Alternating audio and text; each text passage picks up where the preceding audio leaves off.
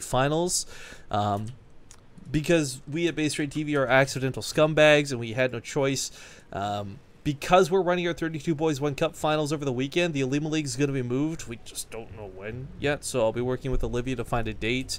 Oftentimes it gets pushed off to like example today, Mondays, or like last week's Tuesdays. Crank. At least I think that's Crank. Crank and I are the only two people who share that horrible taste in that song.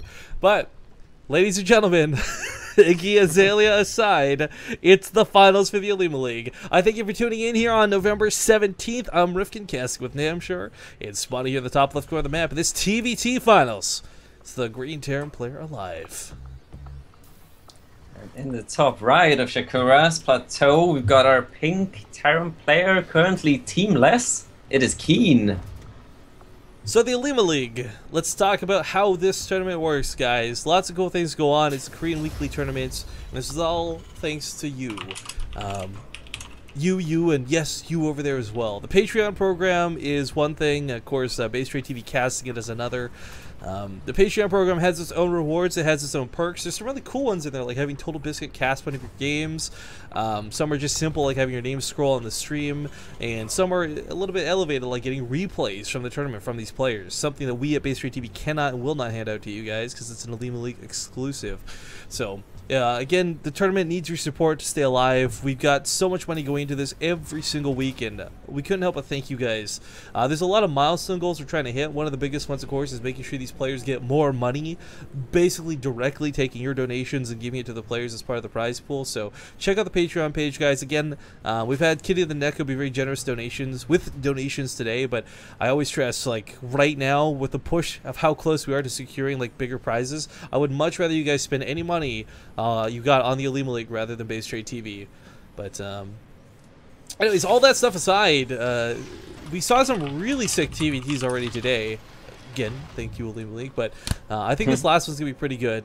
Center plays very macro oriented, so we got to see a lot of very, I'd say, precise games out of him versus Keen, even though he did lose ultimately in the end. But I think at the same time, like, Keen and Alive, I can also see, like, they're both really scrappy players when it comes down to it. So I can kind of see this finals being really fun. Yeah, I completely agree. Alive, I've always been a fan of Alive. He's a solid, cool player, but yeah, maybe a bit scrappy at times. But I feel like he's definitely been improving quite a bit as of late. And I've been thinking about this Alive did join like Startail, right? Am I wrong? Did he? I feel like this is something I just realized. I swear, yeah. Wiki says that he's on Startail actually right now, so that's really nice for him. You know what? I swear to you, I feel like Zombie Ups told me this and yelled at me in a cast about this before, and I've just simply forgotten. But yeah, nice. I've forgotten as well. But I kind of had a feeling. Well, I guess, I mean, in fairness, like Startail, like, you know, Pro League's not happening right now. There's not a lot going on. Like, there's no reason for us to really be like, oh yeah, Startail alive.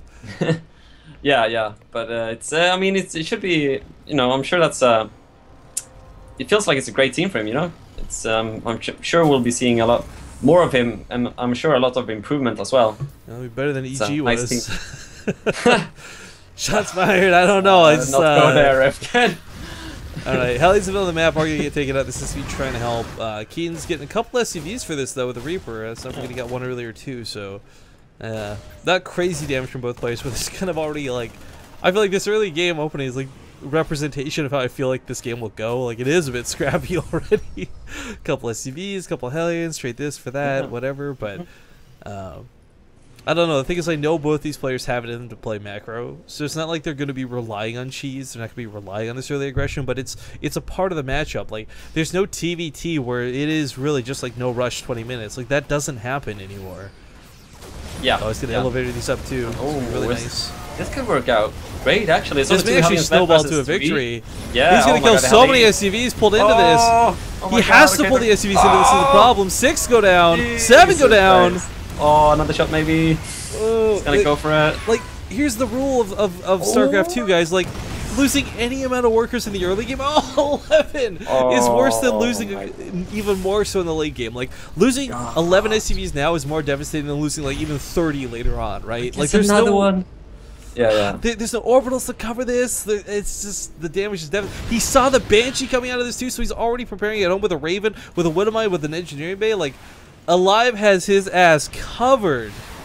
Man, this is... Yeah, he's got 11 now. He had like 8, 9 workers mining minerals for a while, and he's still mining on both the gases. He pulls some workers off the gas now. Keen does, he was... Oh, it's Keen. Never mind, I take that back, sorry. The Viking fight, man. The Viking fight. Alright, I was not paying attention. Yeah, so yeah, that's... I mean, Keen is pretty screwed. He has to make something happen from one base now, because he doesn't have the money to expand, right? So he's gonna try and get damage with the Banshee, but there's already a turret, and even a Raven out now, oh my god. Not a lot of anti-air though, just kind of a Raven. An auto turret will cover his ass with these turrets. Yeah. He's good. It's gonna be hard for Keen, so looks like he's just gonna... Well, I'm gonna put an auto turret. Like, yo, how many SPs do you have to lose before you say, okay, I'll put an auto turret down, right? 4 8 points left. Yeah. But still, 19 workers is 24. Like, this doesn't get better because the thing is, he almost he's attacking the supply depot to get the splash damage on the Widowmine. That's pretty cool. But now these Hellions are in the red. Can you imagine if like there's one Hellion following this up? Like, oh my god, it would just go ham on these SCVs. But the thing I think Alive, the big thing is he's a command center above his opponent. Like, this is becoming an orbital. Keen hasn't even started his.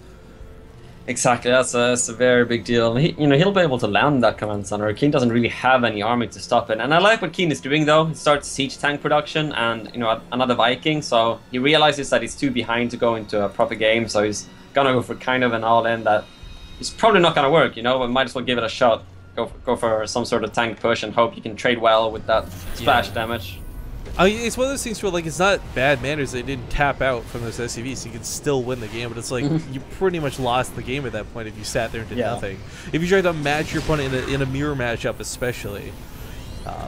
If it's like ZVT, then maybe you've got the difference. You're like, oh, okay, I got mules where my opponent doesn't, this, that, or the other, but sadly, because it's a mirror matchup, he's so limited in what he can do.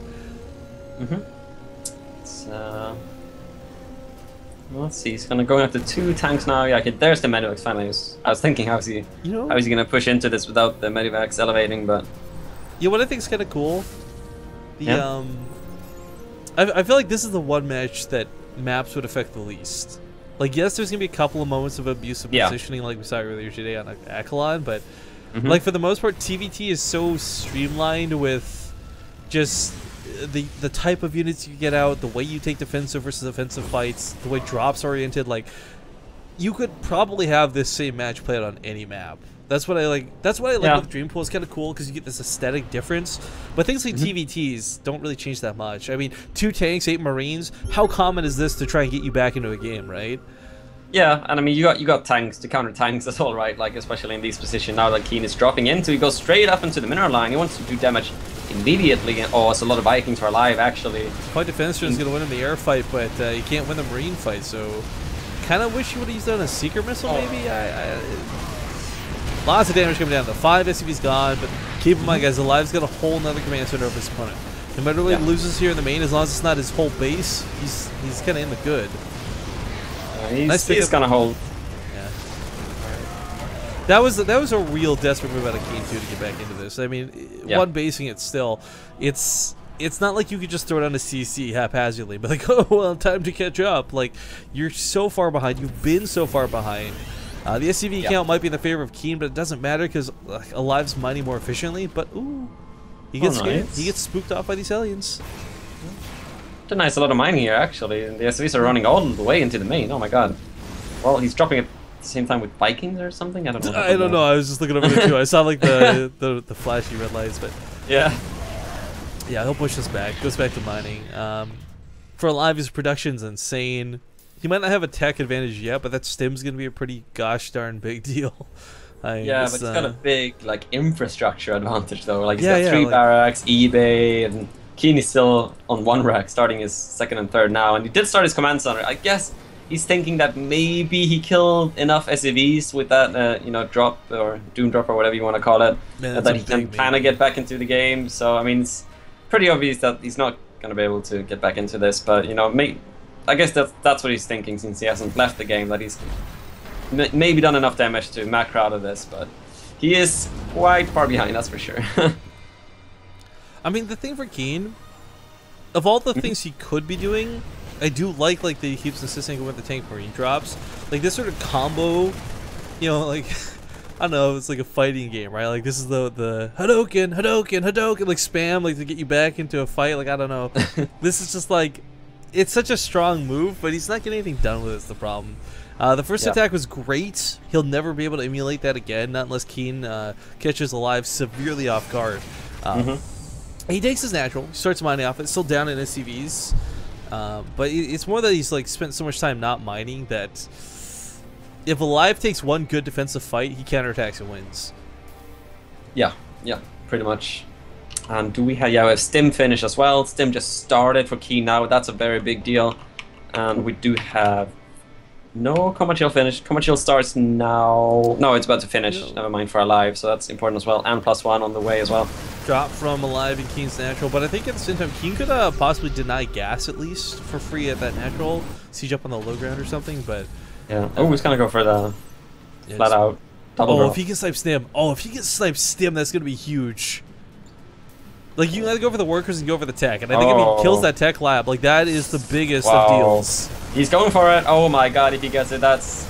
I mean, like he goes to the Marines for now. He doesn't really know what's here, right? You're guessing. He gets getting dropped to the natural at the same time. Tanks teaching up. Marines are clumped up, but yeah, that's gonna be it. Losing Stim was too much. Like that's the nail in the coffin. Game number 1 will go to Alive. And just as we get to the end of that game.